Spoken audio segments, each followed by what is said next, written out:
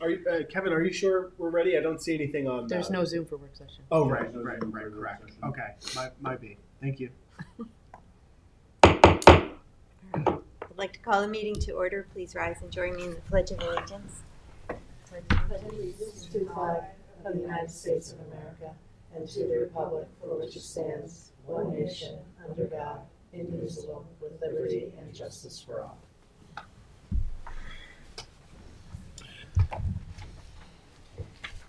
Supervisor Moore, Here. Councilwoman McNamara, here. Councilman Iacilli, Here. Councilman Pell. Here. They're all here.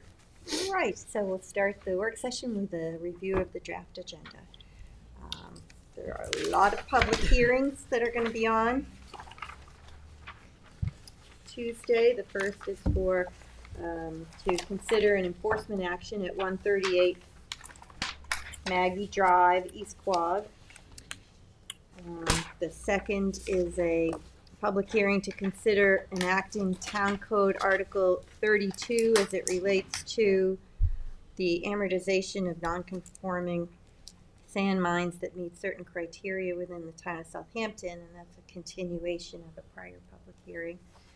The third is to consider a historic landmark designation of the property recognized as the Theophilus A. Brower Jr. Pine Walled Park located at 59 Montauk Highway in West Hampton. The fourth public hearing is to consider the use of community housing funds for the production of 79 affordable housing apartment units at the Preserve at South Country, Quogue, New York.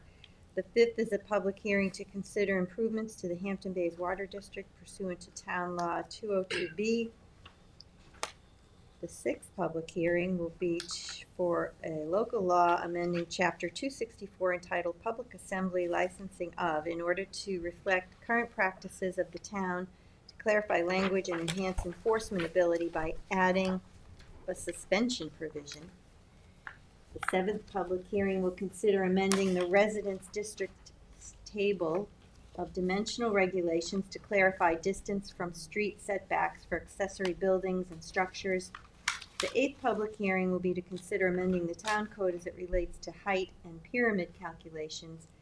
The ninth public hearing will be to consider amending the town code 330-183.4 to correctly reference section on the screening of dumpsters. And the 10th and final public hearing will be to consider amending the town code Article 16, non-conforming uses, building and structures in connection with certificates of pre-existing non-conforming uses. All right, so let's go forward, proceed with the review of the resolutions. I have the first one today. Yes. Town Board Resolution 48523, authorize the purchase of asphalt and bituminous material used in Suffolk County contract. Town Board Resolution ID 48675, authorized purchase of liquid blended phosphate from Massapequa Water District contract with Caris Corporation. Town Board Resolution ID 48690 to authorize the purchase of safety shoes from Suffolk County contract with Safeguard Safety Shoe Company.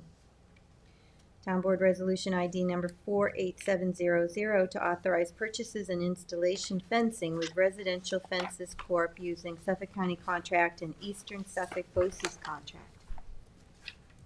Town Board Resolution ID 48704 to authorize purchases from Clark Equipment Company doing business as Bobcat Company using the Sourcewell contract. Town Board Resolution 48705, authorized purchase of Kubota American Used Sourcewell contract. Town Board Resolution ID number 48701 to authorize purchases of electrical supplies from Turtle and Hughes, Inc. using Suffolk County contract. Town Board Resolution ID number 48715 to authorize purchases of fuel management, EV, and GPS solutions from EJ Ward, Inc. using a Sourcewell contract. Town Board Resolution ID number 48718 to authorize purchases of furniture, all types, except hospital room and patient handling from New York State contracts.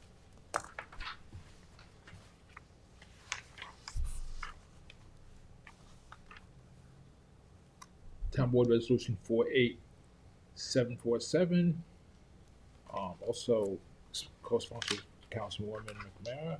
Authorized purchase of groundkeeping, repair, parts, and service accessory used with Suffolk County contract with Northeast Equipment, Montage Enterprise, and Ore Island Equipment Corp., and Malvese Equipment Company, and Finch Turf and Storm Tractor Company. Town Board Resolution 48521, authorized purchase of guardrails furnished and installed from United Fence and Guide Rail Corp. using Suffolk County contract. Town Board Resolution 48698, also co-sponsored with Councilman Isola, authorized to purchase heavy truck parts and labor to repair heavy equipment from trucks using town of Brookhaven contract. Town Board Resolution ID number 48717 to authorize purchases, maintenance, repair, and install for radios and miscellaneous equipment for emergency vehicles. I don't think it needs an apostrophe before the S. Yeah. Town Board Resolution 48605, authorized purchase of motor vehicle oil and lube and fluid using town of Hennington contracts.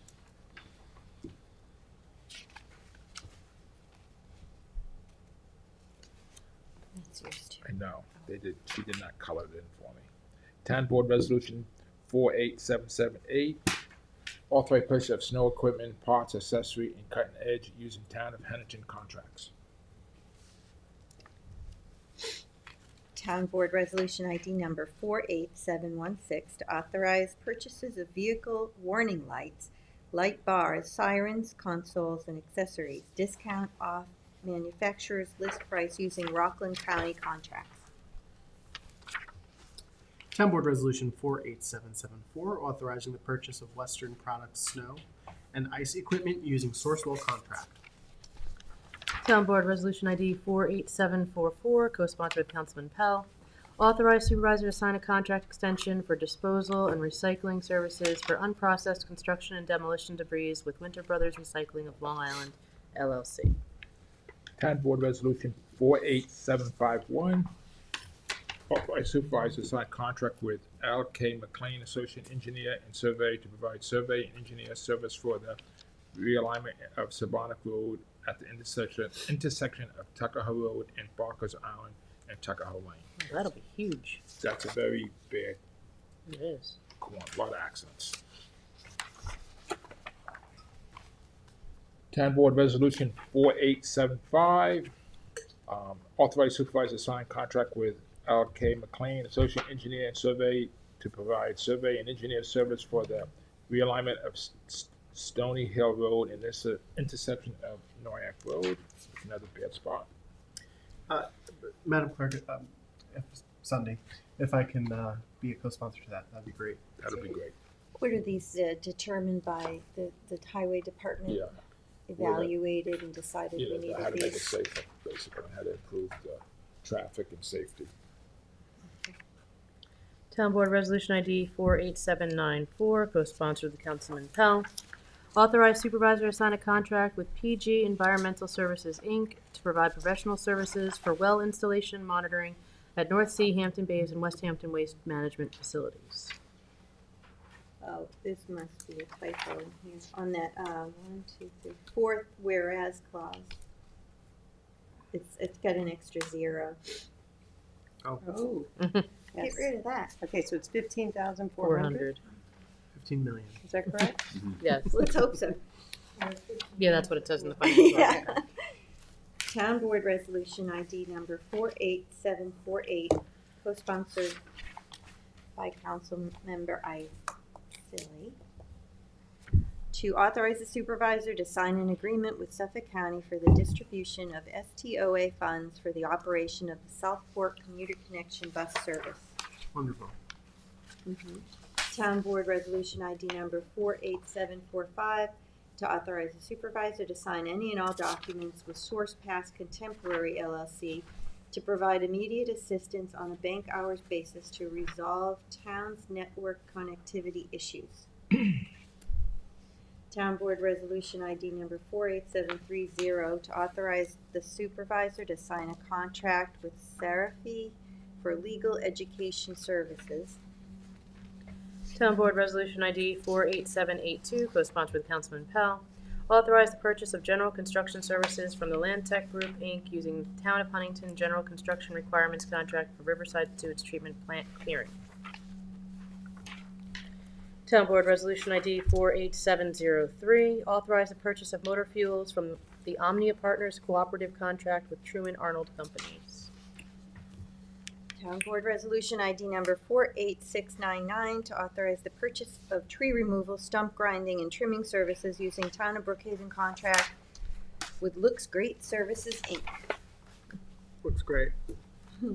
Town Board Resolution 48520, also co-sponsored with Councilman McMahon, authorize the purchase of vehicle, equipment, and related products from NYS OGS contract with United Water Supply of Syracuse West, Inc., Elliott Water Supply, Inc., DBA Factory Motor Parts, and Parts authorized from LLC DBA Parts. Town Board Resolution ID number 48702 to authorize the purchases of emergency road tire services and tires, passenger cars, light, medium, and heavy-duty trucks, off-road equipment using Suffolk County contracts with Barnwell House of Tires.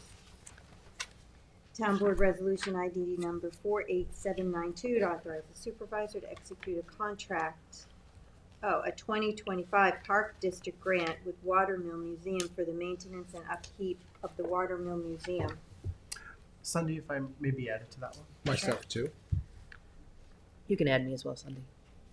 The whole board. Town Board Resolution 48783, authorize supervisor to execute a contract amend with L.K. McLean, Associate Engineer and Survey, DPC, to provide engineer and technician service associated with the town FEMA Advanced Assistance Fund for feasible study and material to support the grant application for FEMA Hazardous Migration Grant Program for Dune Road. Sunday, if I can be added to that. Certainly.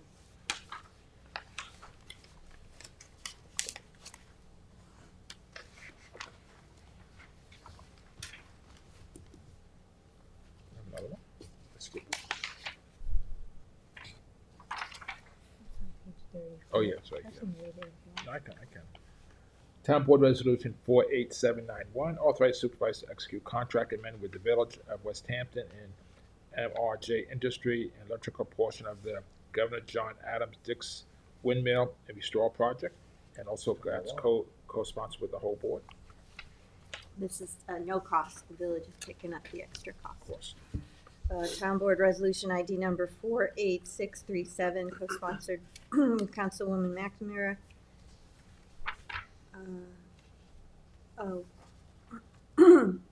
I move to amend, well, we don't have to make a motion to amend. I just say that this has to have an amendment on the fifth whereas clause, because that language that says, if doing so is in the best interest of the town. You see that, we've been taking it out, but that You're taking out that slipped section. in this time, and it should say upon town board approval.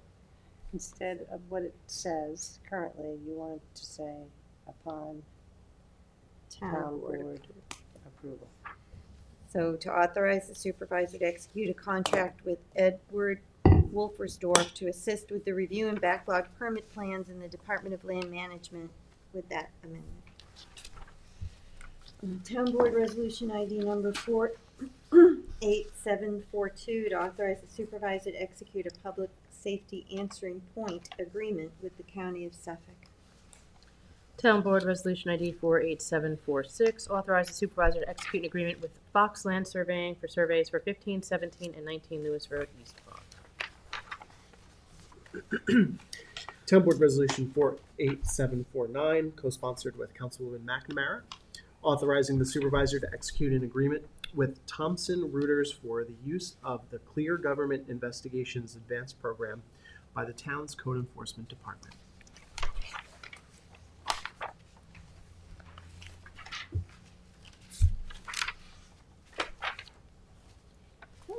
purchase those properties? Sorry, going back to the, Which one? It's the Lewis Road. surveying to do the meets and bounds because we're doing enhanced rights on a portion of the property. So we they didn't do that before we did the, No, we had to vote first to acquire it, and now that we had the public hearing and we voted to acquire it, now we'll spend the money to do the meets and bounds so that it's recorded correctly as to what is formable and what's not, which they used to not do it this way, and they used to just do a portion, they used to do a percentage of the property, which we're now seeing as a problem on some of these properties because they're deciding which percentage of the property is has to be farmed, so things have moved around and shifted on some of these properties towards neighbors' houses and things where they shouldn't be. So doing it this way now, and Jim, you can correct me if I'm wrong, but it specifies exactly what is already cleared that will be farmed, and it leaves the wooded portion preserved and not touched. Yeah, especially when you have enhanced rights, so it's very much, it's really specific restrictions as to what can be done on the enhanced. So it's a good idea to have a survey that designates exactly what's the enhanced area that has that extra restriction on it. We need a survey anyway, so that's typical to have a survey done. okay, Any of our acquisitions. thank you. Town Board Resolution ID number 48743 to authorize the supervisor to sign a 2025 agreement with Munistat Services, Inc. Town Board Resolution 48684, authorize supervisor to sign sole source contract with Smith Metal Works of Newark, Inc. Town Board Resolution ID number 48793, co-sponsored with Councilman Pell, to authorize the supervisor to sign any and all documents for shared services with the New York State Department of Transportation. Town Board Resolution ID number 48781, co-sponsored with Councilwoman McNamara, to recall and amend the resolution number 2024-1440, which awarded and authorized the supervisor to sign a contract with Ecotech Management, Inc. for electric waste removal, recycling, and disposal program. I think it was just, my notes say it was a vendor reorganized as an LLC. Town Board Resolution ID number 48724, to recall and amend Town Board Resolution number 2025-48, award and authorize the supervisor to sign a contract with Tonso Automotive, Inc. for the replacement parts for Chevrolet General Motors. That's just to correct a typo. Town Board Resolution ID number 48727, co-sponsored with Councilman Pell, which is the 2025 notice to bidders for removal and recycling and disposal of waste oil. Town Board Resolution ID number 48733, co-sponsored with Councilman Pell, the 2025 notice to bidders for scrap tire recycling services. Town Board Resolution ID number 48708, to amend the 2025 adopted budget for human resources.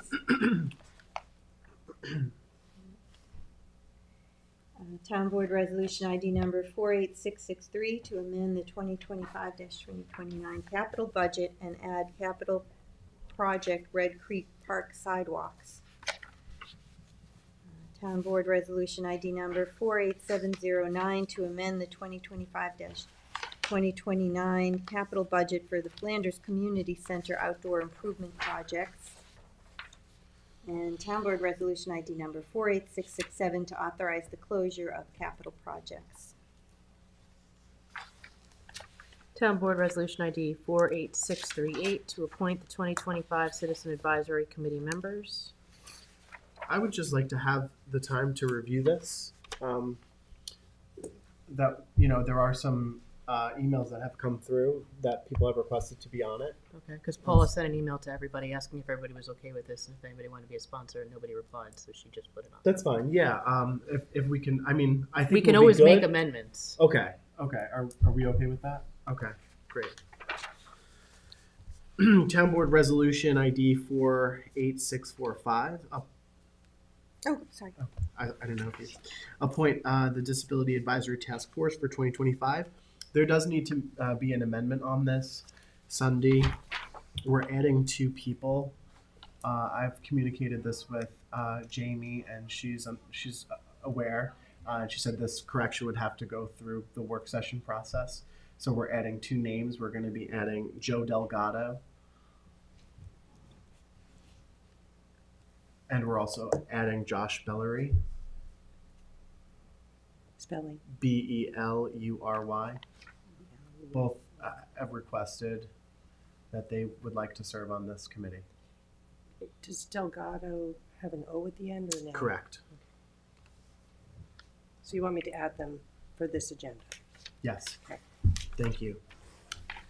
Town Board Resolution ID number 48679, appoint Trades Advisory Committee for 2025. Town Board Resolution ID 48678, appoint Trails Advisory Board for 2025.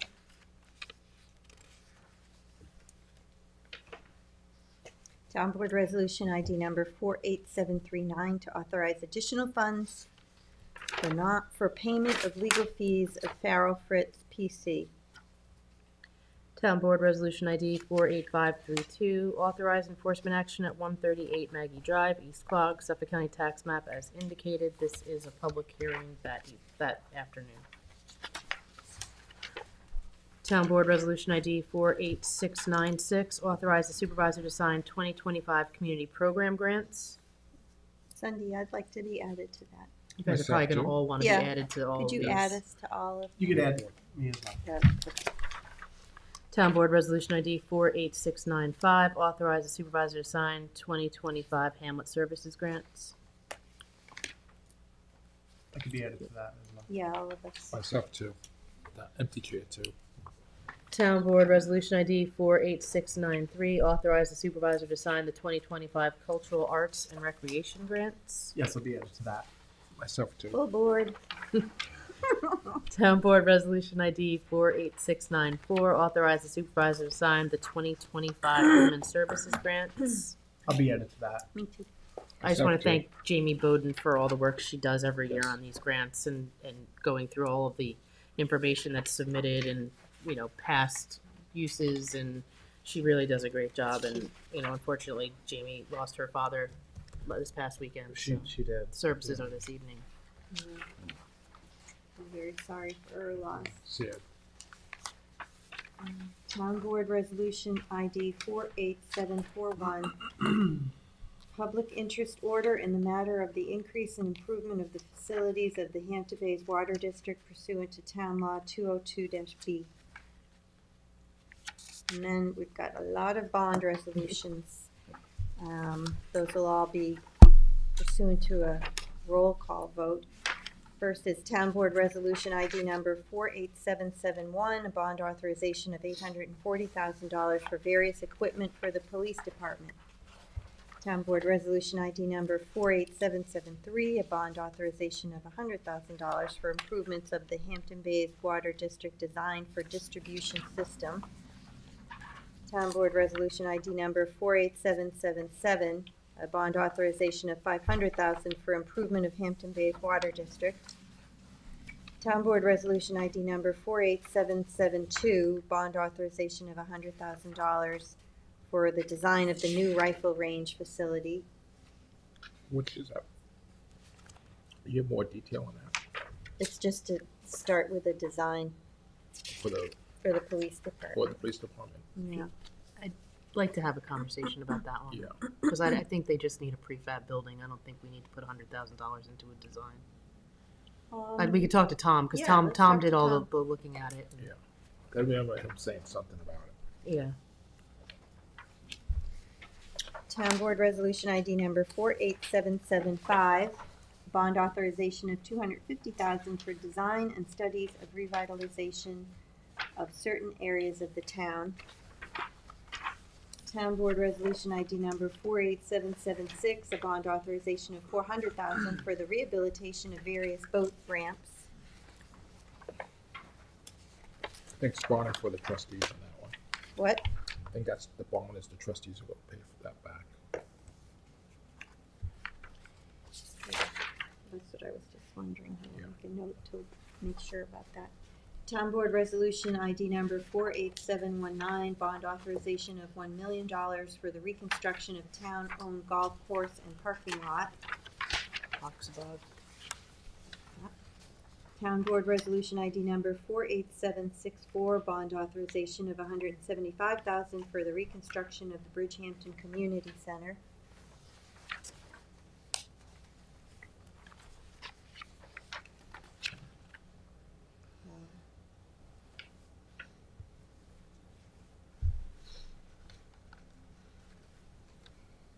Town Board Resolution ID 48755, bond authorization of $200,000 for the purchase of garbage truck for Parks and Recreation Department.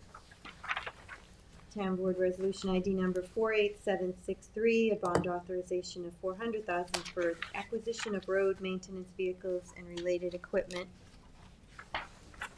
Town Board Resolution ID number 48738, a bond resolution of $500,000 for construction or reconstruction of various town sidewalks. Town Board Resolution ID number 48769, bond authorization of $500,000 for improvements to the Hampton Bays Municipal Parking Lot.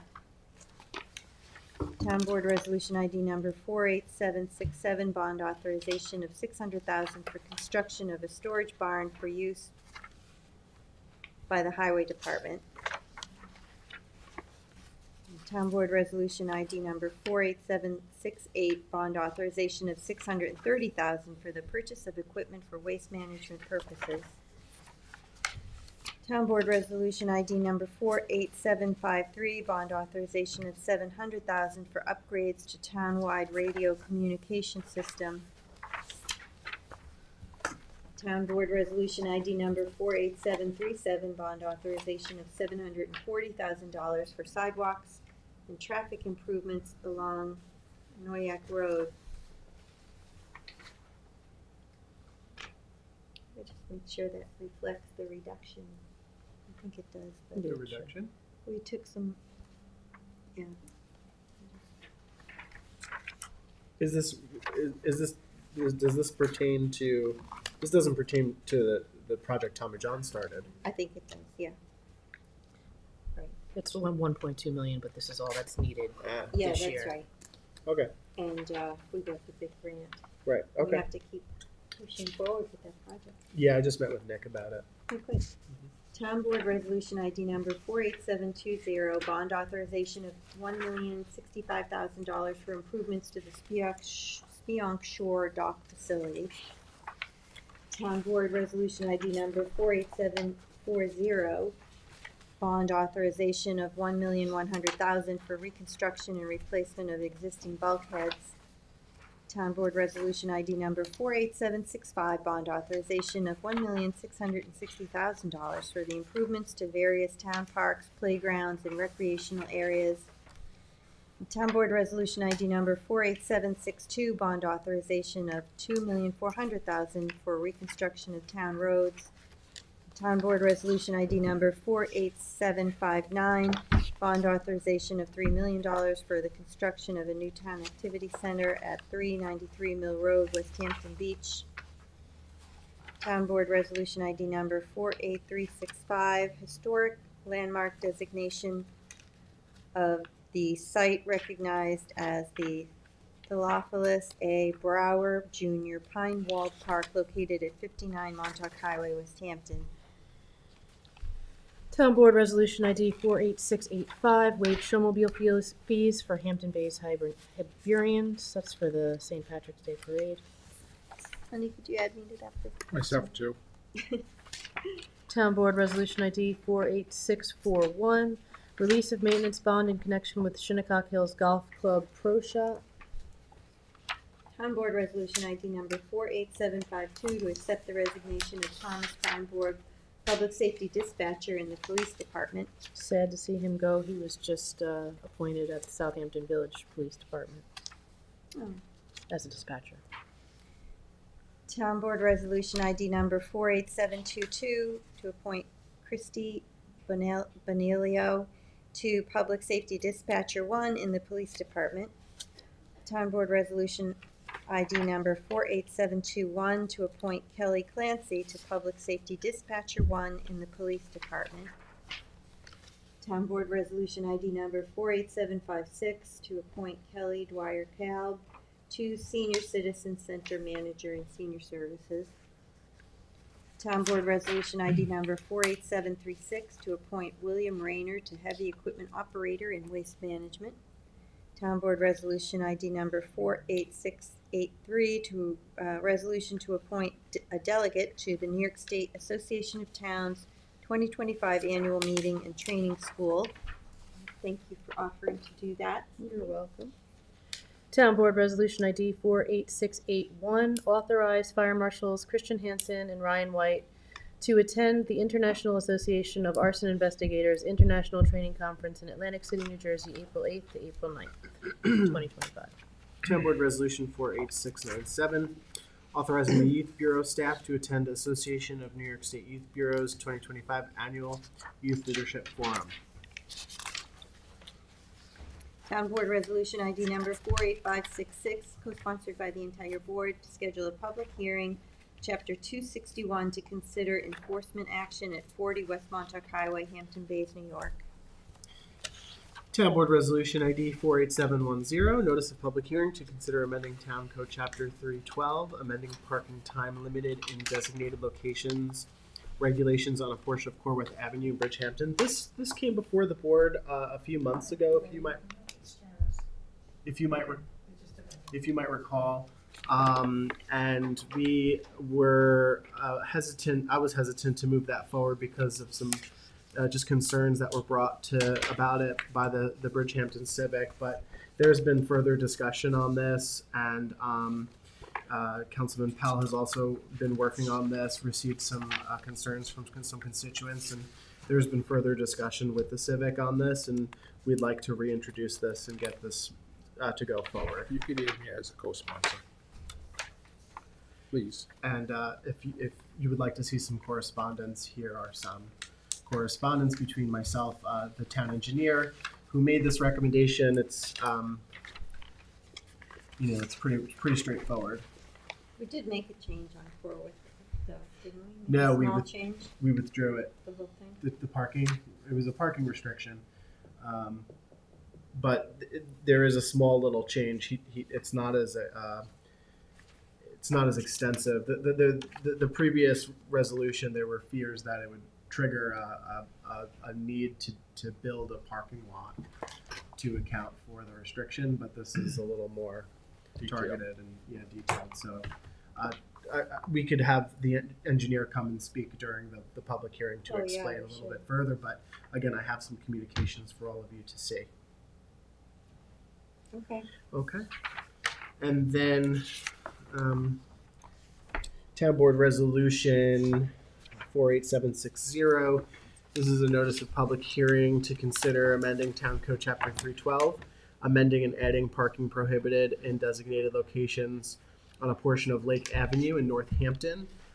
This also came at the recommendation of our town engineer, as well as Suffolk County DPW. I have a letter here from the acting chief engineer of DPW, Alex Prego, requesting that the town enact this. So I have that correspondence for everybody if you would like to see as well.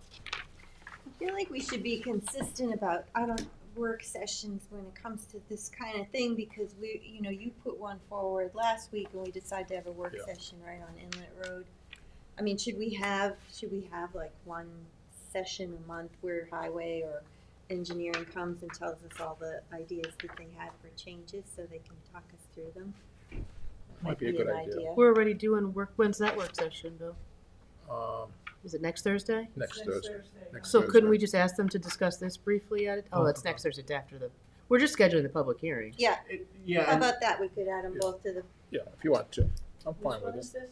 That way we know and the public knows what we're going to do. So when The they come to parking the public ones. hearing, they can be prepared. So if they're already coming, we can just have them talk about these Yeah. two.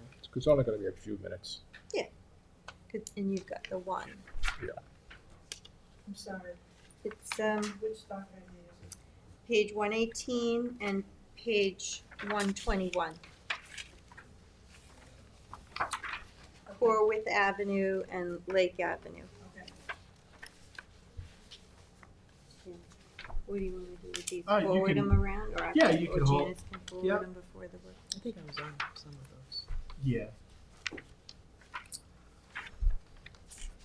Okay. You're leaving it on the agenda though, right? Yeah.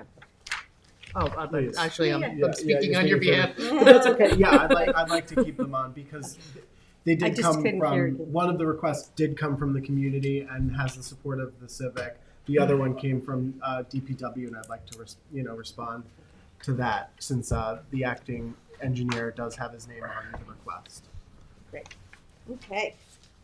Town Board Resolution 48779. This is a notice of public hearing for a local law amending Section 123-21 of the Southampton Town Code entitled Penalties for Offenses in order to increase minimum penalties for violating stop work orders. This pertains to the previous work session that we had that discussed our raising of the minimum violations of stop work orders.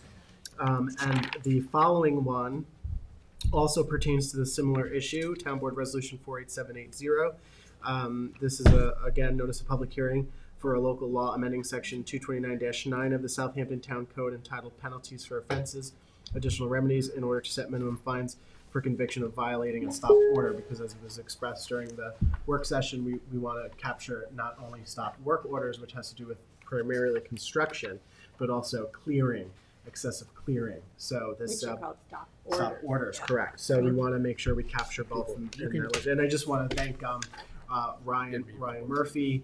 I want to thank also Sean Cambridge for his diligent work and working with Janice as well, and everybody to make sure we. You have to say the number. I did. You did? I think. Yeah. Okay. All right. 48780. If I didn't. Town Board Resolution ID 48731, road review application for 4 Birch Street LLC. Suffolk County Tax Map as indicated, situate at East Quogue is accepted. Town Board Resolution ID 48726, road review application for 20 Luther Drive LLC. Suffolk County Tax Map as indicated, situate at Watermill is accepted. Tom is really plugging away at those. Yeah. And then we have 2 add-ons.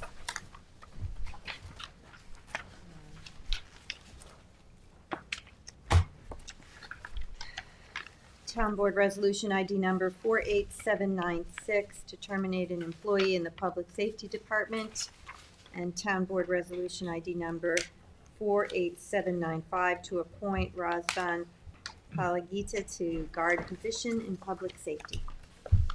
Just want to go back to one thing. All right. On number 4, the public hearing consider of use of community house funds for the product of Preserve, 79 yes. affordable housing apartment units in the Preservation South. Quiet. Jim, can you explain what that public hearing is going to be about? That was for the funding, the match with the county. The county's looking to have funds, and we were going to do a matching fund. I think it was about a $2 million range for infrastructure costs for that project. We're not buying the property back. No, we're not buying. No, it's for grant fund monies out of the CHF. Okay. Yeah. So we've been going back and forth on the issues of which how many units have to be in perpetuity, and I've been speaking with Janice and others about the AMI level, which so we've been talking about a lot of different issues on this project. And I believe But that's what that's for. I believe this is going to go before the CHF again before it comes to us during the public hearing, right? Is that correct? They think did they do an already- they did do an They did? advisory report. Yeah, it was very. I thought it was very thorough. Yeah, very detailed. Okay. Yeah, very detailed report they already submitted now. So, but I think we're on the same page now. We had, if you recall, we had discussions about this last week in the exec session. I've been speaking with counsel for the applicants, and we've been talking to the county, and Janice has been involved as well. So, yeah. I'll ask Kara to recirculate the opinion from the advisory board. Yes. I think we Sure. did that. They wanted some additional info, then they got it, and then the board. Because I have a few people always ask me about this. Yeah. Yeah. And I just wanted to clarify on the bond resolution for the rifle range. I just want to clarify that 1,000% needs to be done. Mhm. That building is a tear down. I just don't know that we need to spend $100,000. I think we have people in house that are Can design. it and we can do a prefab, and I'd rather put that 100,000 towards getting them a new building. Well, sure. As long as it's safe. Tom didn't mention that, in the request for bond funding, but I'm glad Yeah. to change that. It makes Yeah. perfect sense. Okay, so that brings us to our next portion of the work session, and as you know, we're looking into updating the town's comprehensive plan, but in anticipation of doing that, thought it would be a good idea to have Janice come to our work sessions one a month to give us a summary.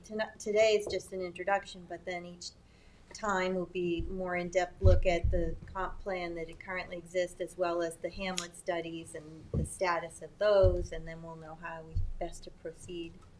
So thanks for joining us today. Thank you. Thanks for having me. Good morning, everyone. Do you want to just get the microphone in front of you so that you're captured on the audio?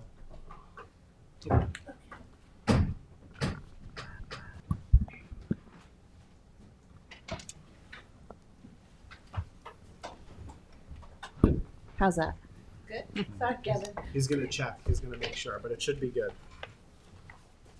Now I feel like I'm in a congressional hearing. Better speak up.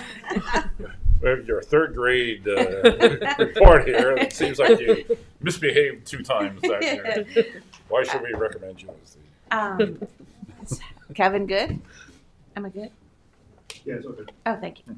Good morning, everyone, and thank you for having me.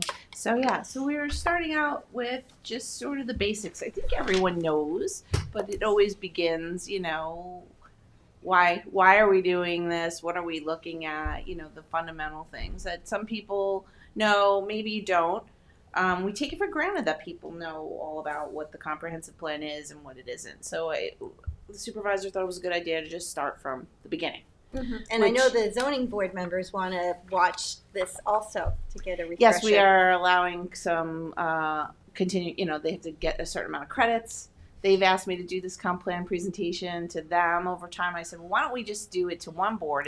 It's recorded because it's at a work session, and then if you watch each segment, that'll add up to continuing ed credits. So, yeah. So the comprehensive plan, we know that they have to be prepared in New York State. It's a document or a series of documents that show the way that the municipality sort of it's a planning process. It establishes. I'll just read straight from here, actually, which is helpful. The comprehensive plan is the culmination of a planning process that establishes the official land use policy of a community and presents goals and a vision for the future that guides official decision making. So that's like your basis fundamental thing. And that's done because you want to be able to get together and have policies and have zoning that are in accordance with a thought out plan. So it's not ad hoc. Someone's coming in and you're like, yeah, for you and no for you and yes, no all around. You want to have well, if we do these incremental steps, we're going to get somewhere. This is how we want to grow or not grow, or this is how we want the future to shape out in our land use pattern, and basically a settlement pattern. And that is so that you're not creating nuisances. You're not creating, one use that will, which we found, one use that maybe is at risk for a community to have nearby them. You don't want that. So you say, well, this isn't consistent with our goals. And so you say, well, it can't be there. It has to be over here.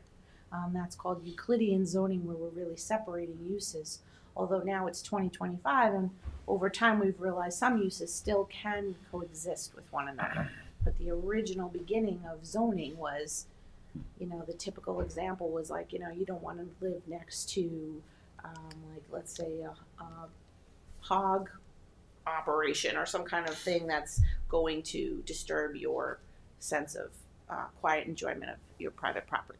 Mm-hmm. So we have lots of comprehensive plans in the town of Southampton, and when you look at our website, if you go to government, you hover above government, you see all these things come up, and down here it starts with master plans, townwide adopted, and there's a series of these plans, and that's what each one of these conversations will be us sort of going through a preview of the plan, what the plan said, and where we are. Did we implement things? What happened? So it starts out with the 1970 master plan, which is still here. It's here. It had ideas about what the future land use plan should be, how neighborhoods should shape out, things along those lines. In 1970, there was a lot of room to grow. And there was a lot of conversations back then about this, like Sunrise Highway extension, those kinds of things were still, very much happening. We talked recently in a zone change about a clover leaf to get on and off to get to Old Country Road and Speonk, and that was something from a long time past. And it could take, what has it been, 50 years or something? I'm 51 and I was born in 73. So, 50 years later, we're still talking about some of these things happening. So comprehensive plans don't expire. I've had a lot of people come to me and be like, throw that 1970 master plan out, or we don't need the 99 plan anymore. It's 2025. And I think it's good to know what the past, townsfolk wanted and what they thought. I don't think you should ever discard those things. Yeah. It's important to understand where you've come from in order to know where you're going. And especially here in a town like Southampton, where our colonial history is very much intact. We understand everything that took place from the patent, to now. So it's hard to say, who cares what they said? We're still doing even our hearings and notices and things along the lines of colonial ways. You not every town does the same, everything by local law. They don't do it necessarily this way that we do here. And it's a good thing. So my opinion is it's good to know where you've been and what people thought in the past in order to know where you're going. So that also can come into play on non-conforming uses, right? If you have to know what was permitted or what was considered 50, 60 years ago sometimes. Yeah, I think that it's important to understand what the objectives were in the past. Mm-hmm. And I can't tell you how many times I've gone into this document to be like, well, what did they foresee it becoming? Right. And then kind of what happened. It's a nice way of really understanding well, people didn't want it. It said this in the comp plan, but in the end somebody said, this community said, we don't want it like that. And so there's a lot of times where people go, it can't be in the comp plan because now, we're going to go in a way we don't, some people object maybe to and comprehensive plans are not, the zoning kind of sets forth, but it gives you the underpinning, but it doesn't say that things must happen. It kind of indicates the way you want your community to grow. It doesn't mandate things. Because you have to do zoning changes to implement it. So it always requires a legislative action to follow. It's more of a guide, right? It's more of a guide. Yeah. And, but it does have bearing in court and things like that, because if you do a complete 180 and everything leading up to that point said this, and then there was maybe some political pressure or something happens and you don't do it that way, and now that affects someone's private property rights, they may have something to say about that. You can't zone something that's inconsistent with the comprehensive plan. Right, and the biggest point about that, I think, in that realm is spot zoning. So it has to benefit an entire community. It has to be to the benefit. It has to you're always looking to have a level playing field. So you can't just, sort of do one thing for one spot and not for others. So that's kind of a guiding principle there. So it essentially goes to the rationality of a decision. Yeah, Jim, you should really be given this. No, I'm sorry. No, but I'm serious. I'm happy for your feedback because legally, all this ends up in court, and that's where we have such wonderful town attorneys. Like the supervisor mentioned, the courts will look to see if the standard really was a decision based. Was there a rational basis for the decision? And one of the main areas they'll look, well, was there a comp plan? So what does that say? It doesn't necessarily have to. You have to, like I said, it's a guide.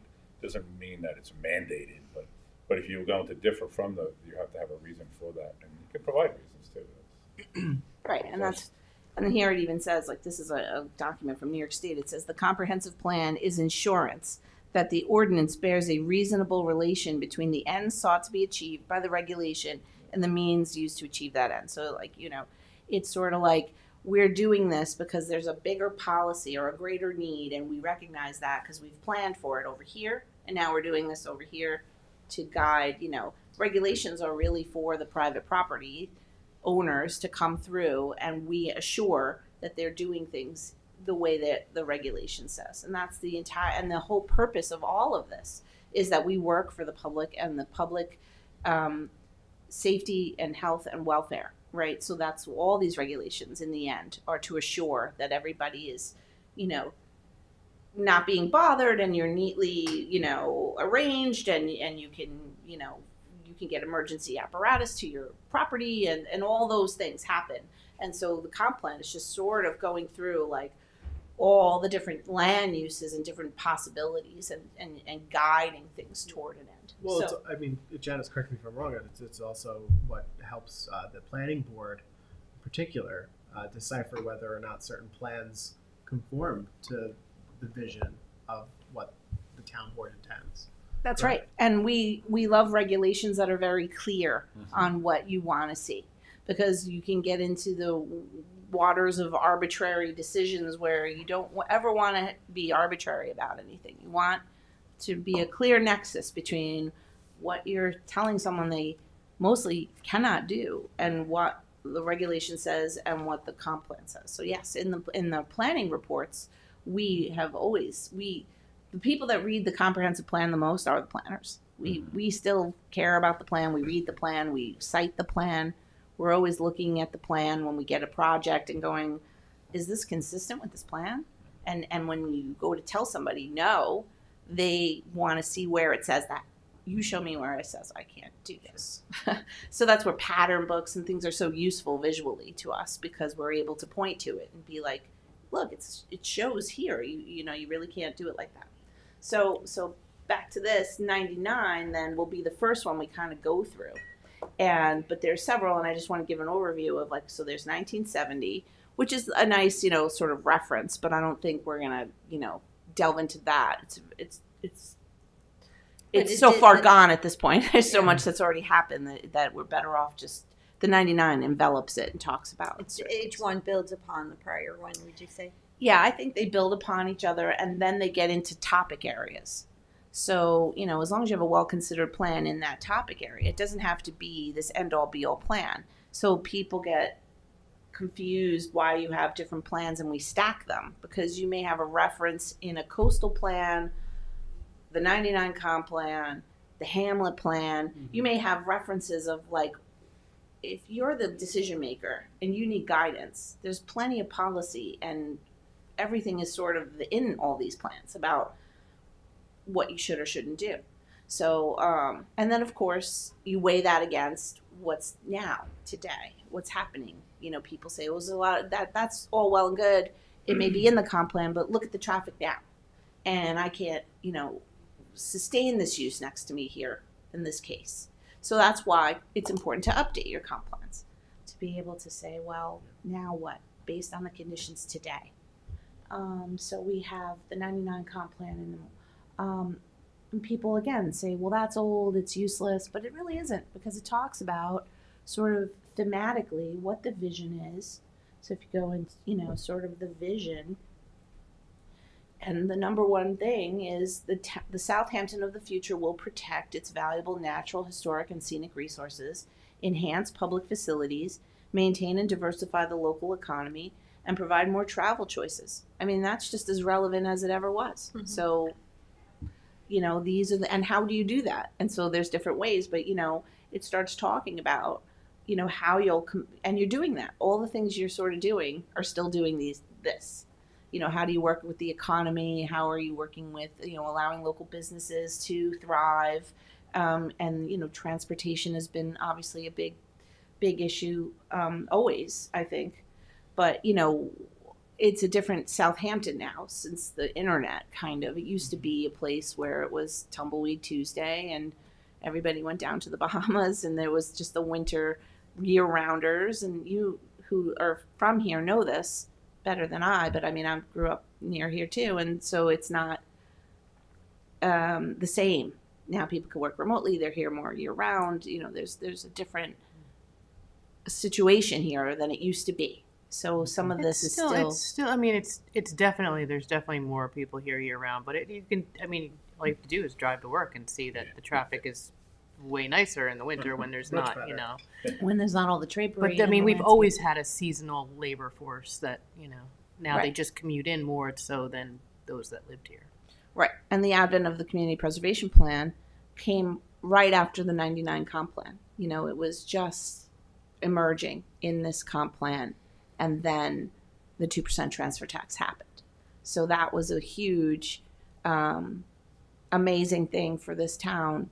At the same time, it also exacerbated the affordable housing crisis that we're in right now. Right. So there's that trade-off. And there also are emerging regional imperatives as well. You know, you look at septic improvement, all of those things which tie into development, and like that's also something that back in '99 we may not have been looking. We could have been looking at it, but it wasn't. Now we know like where the county in terms of the region is going. So that's something else to consider in terms of where Right. we are now.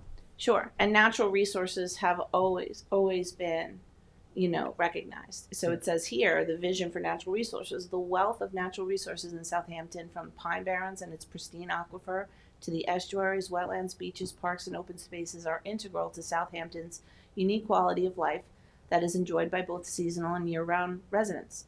As such, the ecological integrity of Southampton's natural resources must be maintained and protected. And that's just as important today as it was in 1999.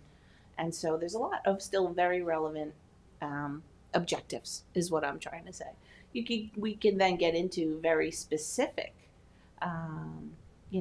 these were like literally, these were codes and specific things. Those are specific recommendations? Each one of the plans in the end of the plan has like sort of an implementation schedule, or not schedule because, or just sort of a table of like action, and like here's restrict the area of turf grass to no more than 15%. That was something that they thought you should do. We do that anyway in the planning realm, but that was never codified by the town board. We require that in Pine Barren areas as a condition of approval, typically. But it has different things, different random things and then bigger things. Once again, there's always been a recommendation to create a position for an arborist or somebody along those lines for the town. And I still think we need that. There's never been the political will to hire our own arborist. We contract out for that service, but I think that that's something that's important. But we don't have to get into the specifics. But the point is, each one of these plans has sort of an end, and we have a matrix that we did probably 5 years ago or a few years ago, looking at all of those and what did we do and what was left. So I have that to share with you as well from every one of these plans. So 99, and then we had Councilman Iaselli has been very much involved with the comprehensive plan related to transportation. There's the transportation element of the comp plan, and then there was County Road 39. The corridor plan. Yes, I'm sorry. But there's a transportation element to the comp plan too. The regular Now, what 99 you're showing us, comp is plan. that a part of the This is out of the 99. 1999 comp plan? That's a section of it? But this is, I think, interesting. I want to kind of drill down on this. It is part of it, right? I think if you're thinking about the comprehensive plan globally, but on a micro perspective here, this is a separate document, right? I mean, it's relevant to the comprehensive plan, but this is a separate. No, this is part of there was different elements in the plan. This is part and parcel of the plan. See how it has economic, transportation, community, vision. Broken down. Transportation was an element of the comp plan. It's part of the comp plan. And the vision was to create more choices for residents in how they travel to and through town, and to create a transportation system that works in tandem with land use to preserve a landscape of rural roads with distinct village and hamlet centers. And these are all the goals. Streets, traffic calming, bicycling and walking, trains, transport intermodal. So all of this was always part of that plan. Understood. But the transportation element Then there was a County Road 39 element, correct. just for the highway. And those are This is town-wide. right. I understand that, but the elements, those are more like addendums, correct? No, They're all adopted, so taken together it's like a huge appendix of comp plan. Even though they're elements or whatever, they're just like subsections, or they live in a different document on the shelf, but they're all comprehensive Like plans. the climate action plan that was passed last year is part of the comprehensive comp plan. plan. yeah, but those all came after the 1999. Sure. So there's things in the version. 99 big plan. And then years went by.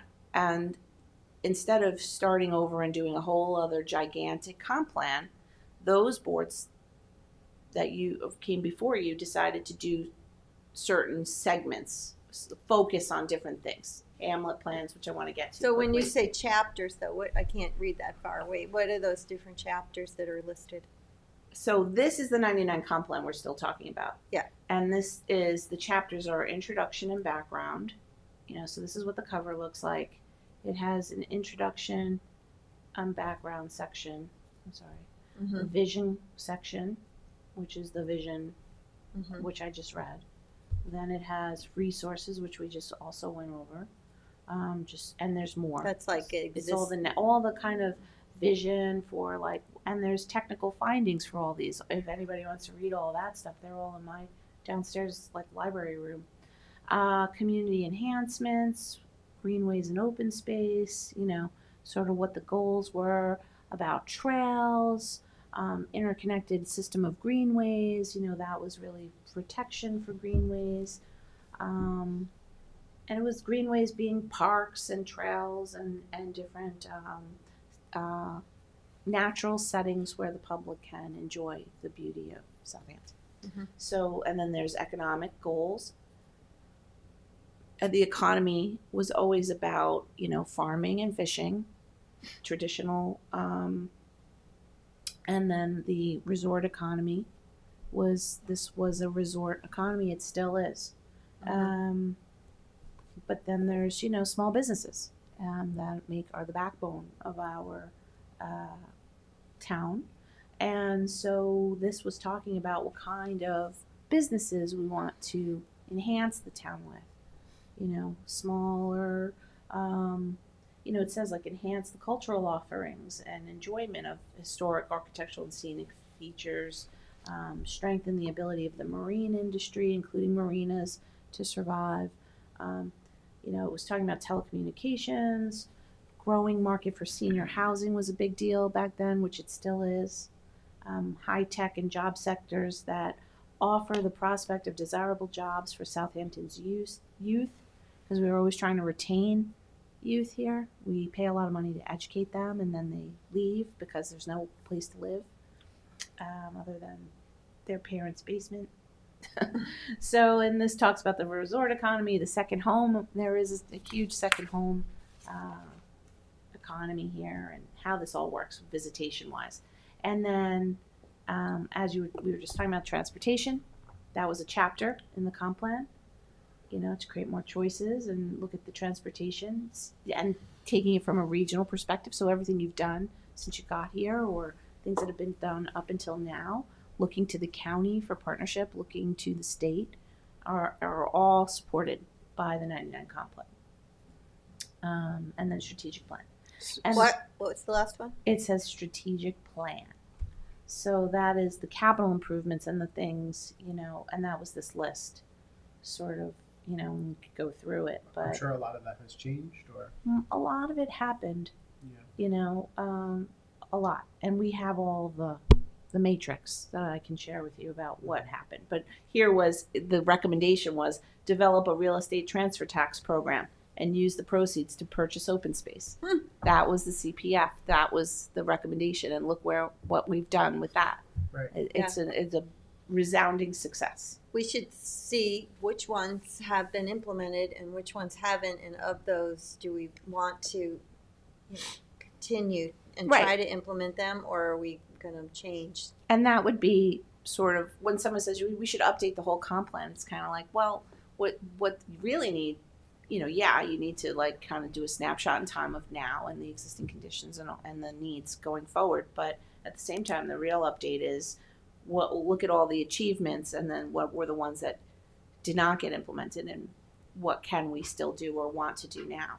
And that's up to you. So what I hear a lot of though is, when I was on the CAC in East Quogue, we met with the then supervisor, and something he said really resounded with me, and it stays with me to this day. Is he said, you guys can't say no to everything, because at the end of the day, I have regional issues that I have to fix, and I can't touch the villages.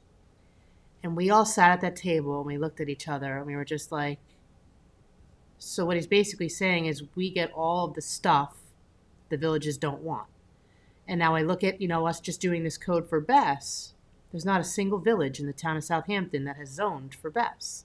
It's all outside of villages in our hamlets. Mm-hmm. So what I hear from the hamlets a lot is they feel like they get caught up in this comp plan, right, of needs for the town as a whole, but they don't feel like the villages are ever part of that discussion to give their share of uses that maybe the hamlets don't want, but we take because the villages aren't taking them, but they have to exist somewhere in the town. Well, and the villages may not want to, right? Exactly. But the villages can say that. The hamlets can't say, we don't want that. And back to what Supervisor Snyderman said, there's regional issues, and if you can't put them in the villages, then they have to reside in the hamlets. And I think, and that's what I'm hearing more and more from our hamlet residents is, they're not so worried about a comprehensive plan for the town because the villages really aren't much of a part and parcel of that, even though those village residents get to come in and weigh in on what should be in our town comprehensive plan, knowing they're kind of shielded in the village where they live. The hamlets are now coming to us saying, listen, we don't so much care about the big overview. We want to retain our hamlet character. We want to be like our own village. We want the town to recognize that we have wants and needs and things that we don't want in our communities. And we would like, an updated hamlet plan that we can sit down and discuss with the town. This is the direction we want to take our hamlet where we live, where we raise our kids. We don't so much want to be a part, they understand being a part of the bigger picture, but they are really right now fighting to maintain their character. And I think that's why we embarked on doing master plans by hamlet. Because the big 99 plan said to do that, because it couldn't envelop all of the things. Mm-hmm. It can only do, it's like a big funnel, and you kind of go from the, 30,000 feet, and then you get closer and closer down to a parcel level objective. And the parcel level objective is never really in the big comp plan. That's more like overarching goals and policies and vision and, how we're going to, but then when you get down to by hamlet, now you're like, here's a piece of property that everybody's now like fixated on and what's going to happen here. And I couldn't say, really the villages are like separate jurisdictions. They're just different places, and we can only just focus on the town. Although like some of the places like the village of Southampton, which we're in right now, they do have their own comp plan. Mm-hmm. So there are villages that are on board with creating a comp plan for their area, and they know that they need like cell tower infrastructure in the village. They know they need certain things. So I think they're going to be, forced to reckon with being resilient in a coastal, situation, especially here being a mile away from the ocean. I mean, at some point they're going to have to figure that out. That's they have their own government. So they, like in West Hampton Beach, we did the comprehensive plan update, included the sewer project and a local waterfront revitalization plan. So because they're not governed by the town government, they have to take care of themselves and the community and have these comprehensive plans. But I mean, our plan, I understand why we would do hamlet studies. We want to treat each hamlet as an individual entity, and of course each one is. But we also have to understand that everything that happens in one affects the other. So, that's why it has to be looked at comprehensively, because what you do in Sagaponack, not Sagaponack, but, Bridgehampton can affect, or East Quogue, you have to look at the open space and the affordable housing so that you're not just focusing on putting one of those categories in one area and then the other in the other. So that's why I think it's important. We should look at the Hamlet studies and what's been done and what the community would like to see, but also fold it into the bigger plan of how it impacts what one hamlet does affects other hamlets. Surely. And yeah, it's important to kind of drill down on the more locational specific needs of a particular hamlet. I hear that. It's also,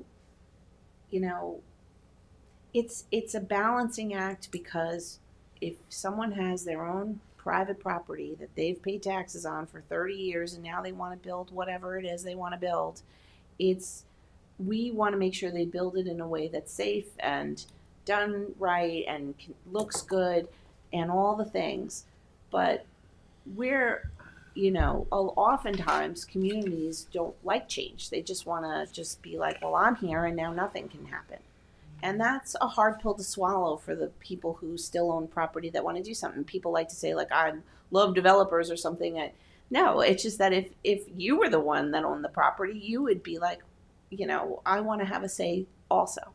So it's important to hear the community and work together. I think the best thing in the world is to work cooperatively and kind of balance out the needs of, like, say, the person who just, that was their family's piece of property for, the last 200 years, and they want to build some family compound or something on there, and the person next door is like, I don't want you to do that.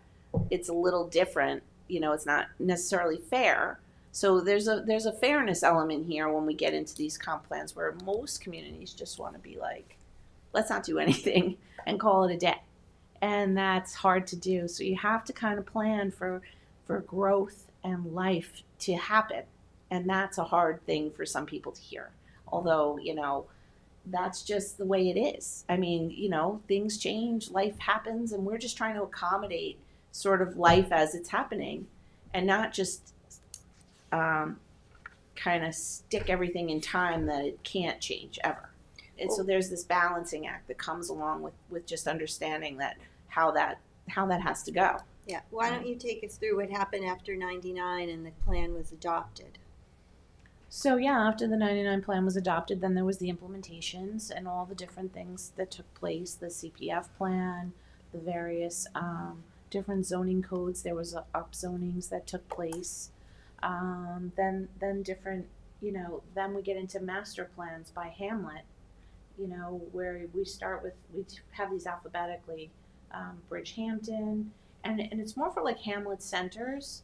East Quogue was its own, generic environmental impact statement. They started doing that for a while, like kind of enveloping the master plan combined with SECRA, which is also a way you can do it. But so, for example, like that's more specific. But what about the others? What components go into it? Is it like each hamlet study like a comprehensive plan, or is it just focused on certain things? It's like the Bridgehampton okay, one. Let me That go to was that. at the So top. this was the Hamlet Center plan, and let's just say like this was just for. Let me just see if there's a picture. Like it kind of just talks about what we're seeing, and they had like maps. This was for a very discrete area, which ended up becoming our historic district. But this recommended that. So 20 years later, that happened, but that was from the seed of thought was from here originally, and it did a whole heritage resource. It looked at where all these little black dots are all sort of contributing structures within that area, and so it looked at the different resources over time. We had a huge, people will remember what happened with Watermill and LIPA and the transmission poles going down Montauk Highway, and there was a whole 51. that kicked off a whole Monster. we called the AKRF study, where they did a whole visual assessment of every historic resource you can see from the roadway, because that happened. So that now we pulled into our comp plan to be like, well, if you're going to try to do that again, now we know where all the historic resources are. We commissioned a huge study so that we could, and that helped us also do these historic hamlet plans. Did we have consultants for each of the hamlet plans? Yes. Were they all the same consultant? No.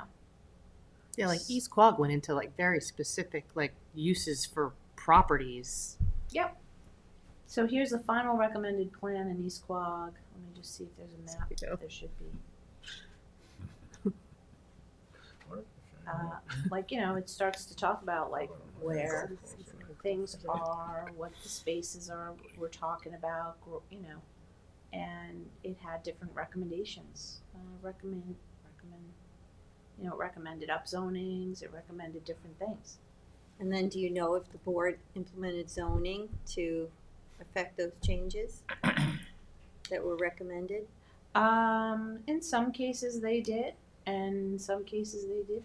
In some cases, it specified that it should be done through like a PDD process. Yeah, that's a big change that has to be rectified, because mostly all these plans talk about planned development districts, PDDs, and being like, oh, just do a PD, solve it with a PDD, and then the PDD was taken off the table as a tool. It was a tool in our toolbox for planning, and then it became sort of problem. Which I think that's a tool that should have been fixed and not completely discarded. And this has been brought up several times actually, the PDD. When was it taken off? After the hills. Probably What year? 16? 18, 18, something like that. 16, 18. Yes, 17, 18, sometime. Yeah, somewhere in Because there. can you describe what the board felt the specific problems were with it? The thing was that a PDD is a floating zone, and the comp plan allows for these floating zones, which you're also doing battery energy storage, where they only exist in potential, right? They don't exist until you land them. They exist in the terms of their categorization is there, like a senior citizen overlay, and then but if you end up having a big enough piece of land and you're near a hamlet center and all the things that say, somebody can petition you and be like, hey, can you land this zone on this property so I can build this senior thing that I want to build? And, when somebody asks me for my recommendation, my first thing is to go back to every single comp plan and see what everything said, or all the policies. Because if you have different policies, you need to let us know so that we can change these plans. Otherwise, the assumption is you're in agreement and we're continuing those policies. One of those policies is senior housing is a good thing. It doesn't create a lot of traffic. There's not a lot of kids. There's no kids in the school. It's a needed thing for our aging population to have a place to age in place and not have to be displaced to like North Carolina or something. They can stay in the town of Southampton. So if someone comes and says, I want to land this here, you look at all the reasons why that's a good thing or bad thing, hear all the public testimony, and make a decision. With PDDs, the idea was those were also floating zones. But they were floating zones that had attached to them a community benefit.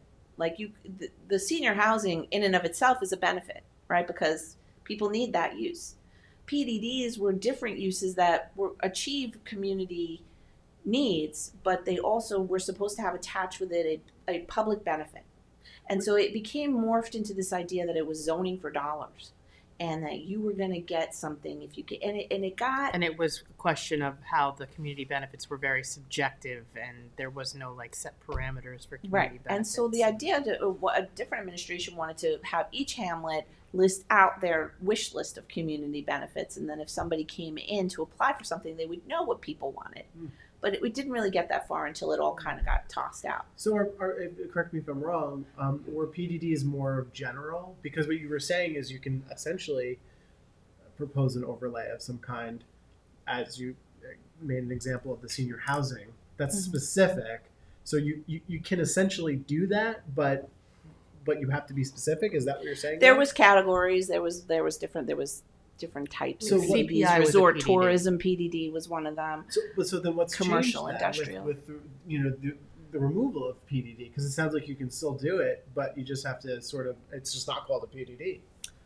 No, Correct? there was several ones that were gone that you can't do it. Like resort tourism, you really can't like build a hotel in this town, and we really should revisit that as to where you may want to build, a proper hotel that people can afford to go to, not the, 10-unit Right. one that only is $1,000 a night. Some people would like to have their relatives come visit and can't put them up at their The unit- house, and The they units could per stay acre, somewhere right? nearby. That would be nice, and it's not going to ruin anyone's life. And we did it all nice. Then maybe it wouldn't be so bad. But that was something that you had to come through as a PDD to get a hotel, unless you were in the motel zone, which there aren't many.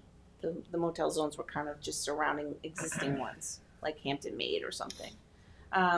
So PDDs got the bad rap. The nice part for someone like me working on PDDs was that you were able to like literally zone it yourself, like all like really lock in. And that's why like someone like Fairfield is coming, because there's conditions, because the board like literally zoned every little thing about it. So it was very locked in about how it had to be and what the Like for conditions CPI, were. we had to open the PDD just to change their signage.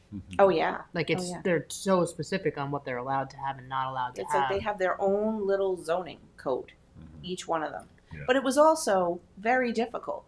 It's easier to have just a blanket type of zone, and someone comes in and So wouldn't it So- make sense? I mean, just hypothetically here, I'm just brainstorming. I think that's what our work sessions are for. Wouldn't it make sense to bring back PDDs fixing some of the community benefit matter, and assign PDDs per hamlet? So because hamlets have specific interests and wants and goals, and having them sort of work in the process of assigning what the zoning would be might make the most sense in terms of creating a more harmonious sure, approach to planning. I think the general tool, we called them PDDs, and they probably have a bad rap, but it's just called incentive zoning. Mhm. And what is the incentive to a developer? What do you want to see that the community themselves can't pay for usually?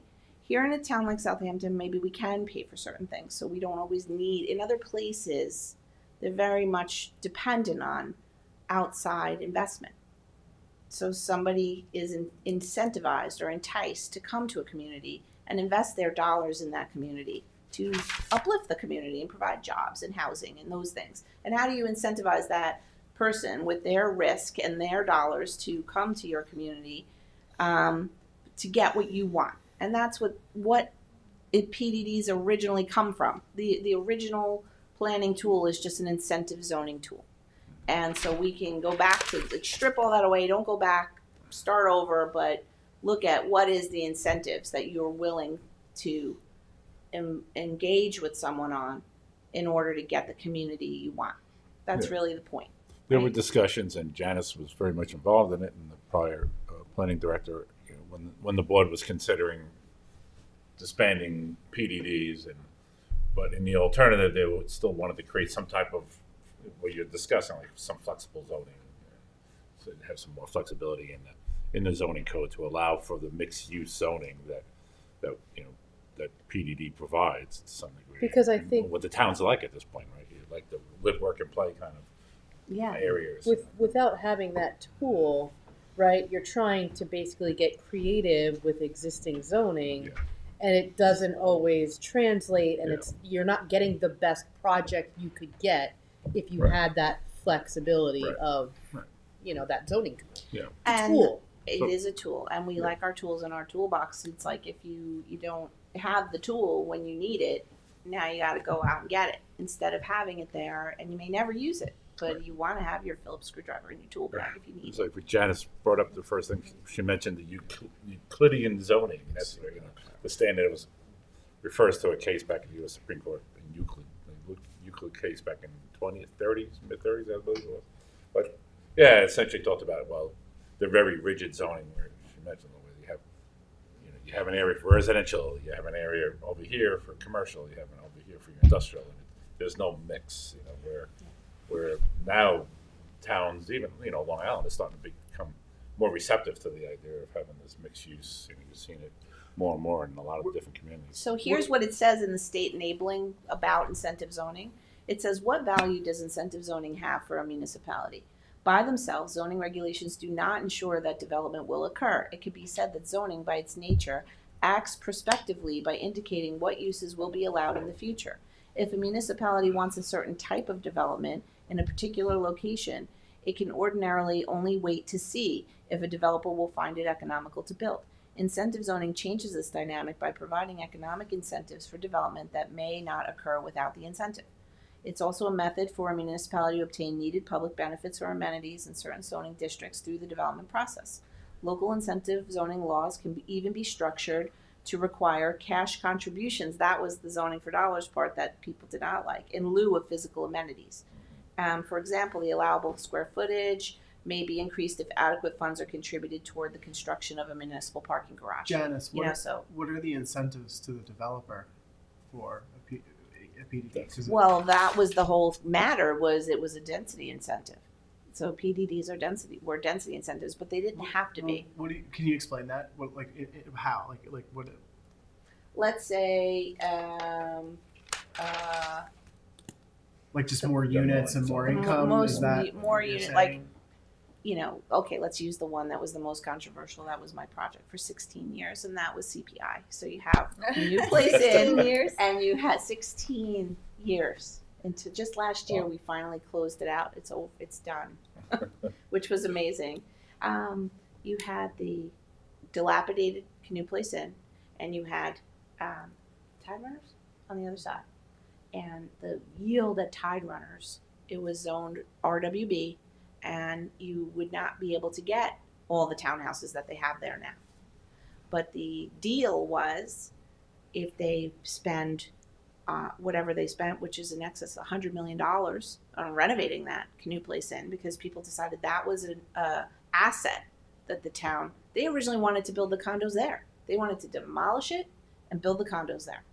And people then, there was a whole campaign, grassroots, Canoe Place Inn matters, save CPI, want this thing. And so they started to come around and go, well, what if this is going to cost us a fortune.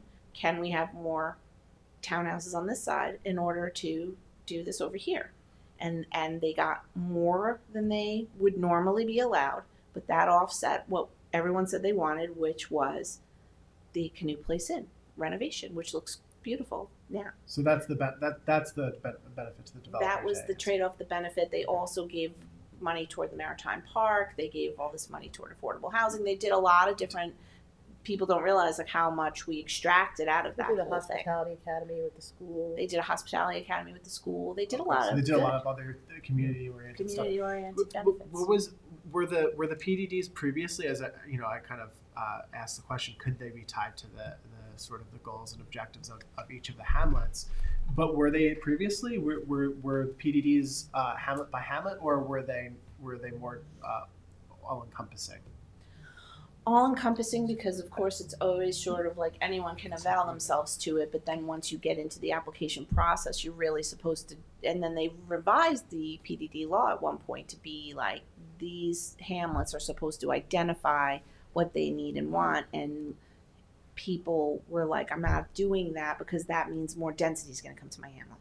So they didn't want Not to. necessarily. Not necessarily, but that's what happens. So I know you don't have a lot of time. I don't, so each week, I guess I'll come back and go through each one of these plans and where we've been, I want to make the most efficient use of your time. I like that. Do all the hamlets have a hamlet study? Yes. Or some of them combined, like Remsenburg's beyond. Yeah, Or is that Remsenburg, folded into Beyond, Eastport, West Hampton. It's all one. I would just really like an overview of I know we can go on GIS and we can see this is the land that's been preserved. But I Okay. mean, as we move forward with CPF, and that's a plan that I think we really need to look at, because we're fighting ourselves, right? We're trying to create housing, but we're also knocking houses down to preserve property. So like in some hamlets, I know that makes sense in some areas, like, if there's a really environmentally sensitive property that maybe shouldn't have had a house built on it, and we can remove that and bring that property back. That's great. But I feel like in other instances, we're just preserving land to preserve land. And I would like to have more of a pathway as to, and I know we do have, parameters set as like, this is an important area, but I feel like almost every piece of property somehow fits into the CPF plan. Like you can wiggle it in there somehow. Well, almost everything we do, we're amending the CPF plan, so it's not even in the original plan. So, Right. So because things come up and people go, hey, before I put this on the market, do you want to? because it's easy, And then right? It's like, if I can just easy. the town to buy But it. it feels like there's no plan. Yeah. You know, It's a bit ad hoc, but Like, I it's- think what I think we really need to do is we need to update, like, the properties that are really like, like we have trails, the Trails Advisory Committee goes through and they give us their list of like, these are the top 10 properties that we would like to see preserved. Coastal properties. But at the same time, we can't publish that list because it'll drive up the prices of those properties. But I would like to know from our perspective when we're looking at these things, where should we be looking for, real preservation? And I mean, I get excited when we see a piece of property that's fully wooded and hasn't been touched. And, like that's what I feel like we should be preserving. But at the same time, there's places that are pockets in neighborhoods that maybe a house wouldn't matter so much, Exactly. It comes down to your vision and the community's visions for how the development and settlement patterns are going to go. And we've pretty much been established as an English settlement that has the downtown, villages or hamlet centers, the places outside the villages, like Bridgehampton is not a village, but it's got a downtown. Historic And then district. sort of you really should focus on the development being in the, surrounding the downtown, and then having more of the,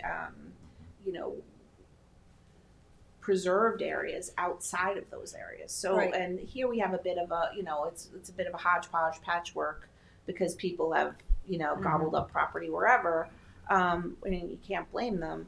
At the same time, if you want to preserve property, it's really better to, aggregate. And you've got thousands of acres of pine barrens, thousands of acres of woodland, wetland. So then now backing into like, where can we develop reasonably and, effectively to look good and be able to get from place to place.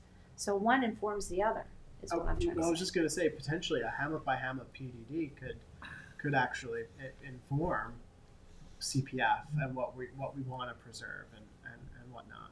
So I have some really great maps of outside of the comp plan, but just, we've been analyzing the hamlet centers over the years and how that looks. And that's something we should probably discuss here, because if it's not PDD, it's some other kind of overlay zoning to establish, what you might want. However, we're not gonna sort of get into the whole, we have to do all the SECRA and all the analysis.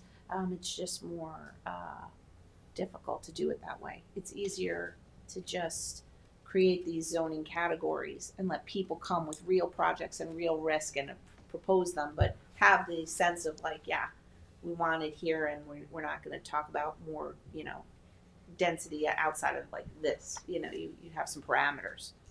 I think we should hear about the different floating zones and overlay districts also. That would be important Okay, to have a summary of those. So I'd give you that. Anything else for next time? And the county did have, to your point, the county did have a list of their targeted open space rankings, back when I was over there. I'm sure it was produced by the county planning department, which they have a little more time to analyze things than we're here, working on the front lines. But they did have and it was good. It was used. When I was head of the acquisition department there, it was helpful to, you would target those, but you didn't necessarily follow them completely, because if something else came along that was worthwhile, you went for that one, because it was all dependent on willing sellers as well. There was a couple of pieces that were. I mean, I think I'm making it sound more hodgepodge than it is. I mean, we do look at trails implications. We look at underlying environmental features. We, the committee goes through it. There's a whole process. The But advisory board is it would very just good be at nice what to they do. have a high level overview. Sure, we have that. And to utilize that and in compliance with the comprehensive plan. So, like Janice is saying, well, as part of development, you have this piece of crucial open space over here that could be used for parklands or trails, which is something that people love to have if they live nearby.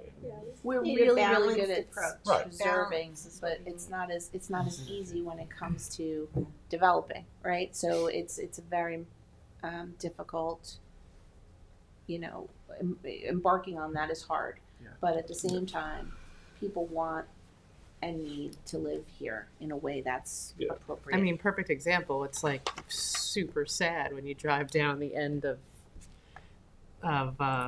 shoot, what road is that?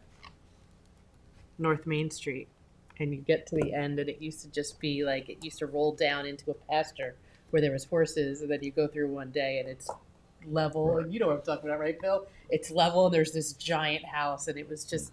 It's just something you take for granted growing up here. Like there was always that view and those horses, and now it's this giant house. And it's just And that's nothing we could have really done about it because, like you said, it's their land and they have property rights. But at the same time, it's that's the I problem. think that's with it. one of the components of the comp plan that was not really engaged upon, and that is designating scenic corridors and creating those scenic, saying this is an important scenic view shed. And so the planning board has been requiring people to kind of be out of these places, but they don't have the legislation necessarily, like a scenic byway or a scenic regulations come into play. And it's been, over the years not wanted, but I think that's the next big thing is sort of like preserving those important view sheds that give you that sense of place. That's a big deal. It's tough because if you lose it forever. So Yeah. as sometimes we used to get people question, well, why'd you buy this? Why'd you do this? And well, maybe it wasn't the exact time but maybe we needed a bond for it or whatever. But if you lost that beautiful piece of farmland, and it became a subdivision, well, that's it. It's never coming back. Yeah, and it's kind of like the identity of a place is tied to what you see there. Right. I mean, that's so important to kind of be sensitive to that at the same time. That's why people live here. Yeah, so it's a balancing act. But anyway, I appreciate you asking me to come here and talk about my favorite subject. Yeah. Well, we really want to dig in. Okay. Thank you so much. Sure. Well, so I'll be back next time, and I'll bring some of these ideas, and we'll go and Okay. try to be as methodical as possible.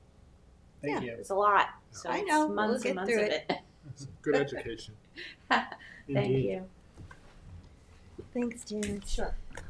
So that brings us to Nice the. new chairs. Yeah. Always could take a nap. Oh, there's one over there too. Yeah. The town council and supervisor liaison update. Cindy, do you have something? I'm just today? trying to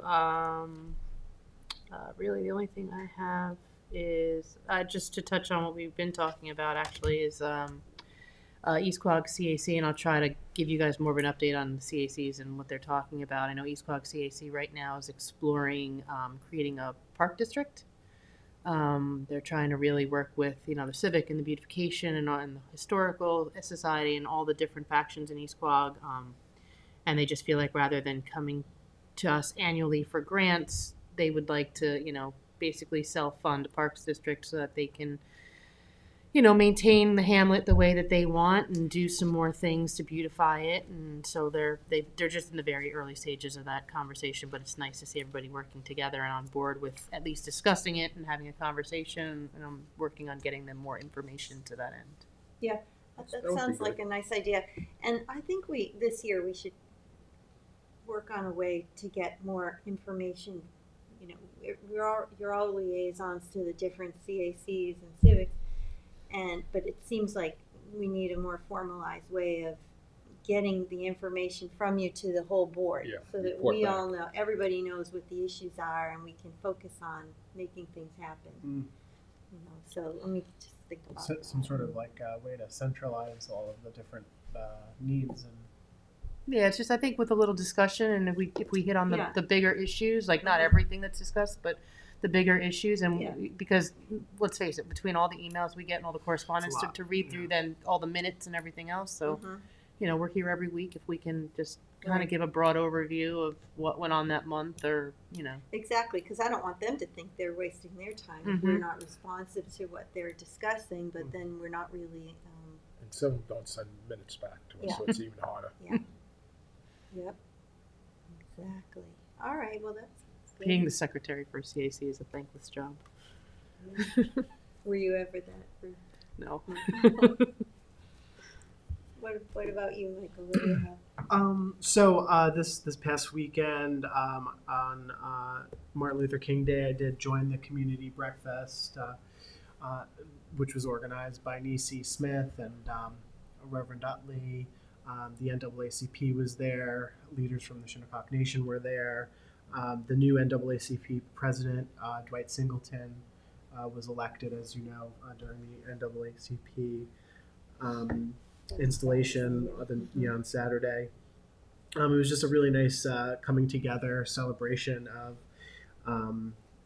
Arlene Van Slyke, Geraldine Hobson, and Gerald Martin. The board gave some certificates to them, and I was there, and they were very, very appreciative of that. And also, I've teamed up with Councilwoman McNamara to do a collection drive for Heart of the Hamptons this time of the year as the temperature gets colder. In my experience, there's always a need to help vulnerable families that are going through tough economic times, whether they need food or they need some clothing. Heart of the Hamptons does a really nice job trying to really touch base with a lot of these families and provide them with what they need. So we're collecting some coats, new and used.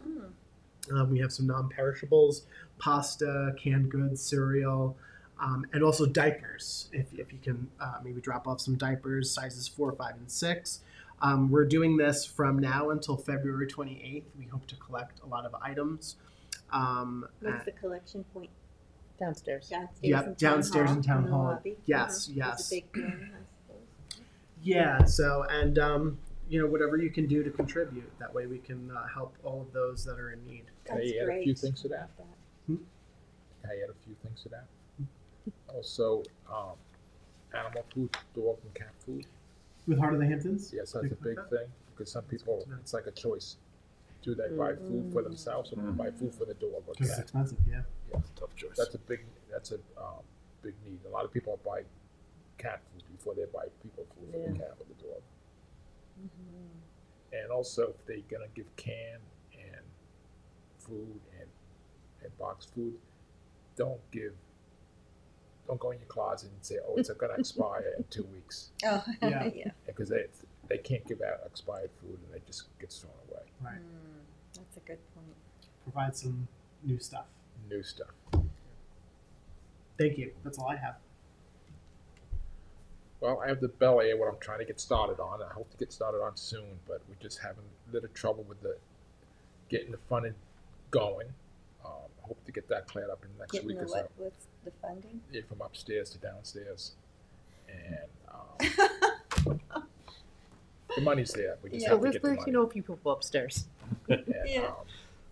and then I found out last night, I got an email that the Southampton Historical Historian of the Museum sent another eviction notice to the Conscious Point Hatchery to get up by February 5th, I think. And the board's going to be looking into that to see if they're doing the right thing. That's putting a big rift in the town people, unfortunately, and that's about it. Okay. Oh, and there was a swearing in for Tommy John last weekend. That's right, It was a nice gathering and a good send off for him to go to Albany, and hopefully we'll be working together and continue to work together. I'm sure we will, and that he'll be able to help us with different things. So, all right, well, if that's it, then I move to go into executive session to discuss acquisitions and confidential legal advice and then close. Second. All in favor? Aye. Aye.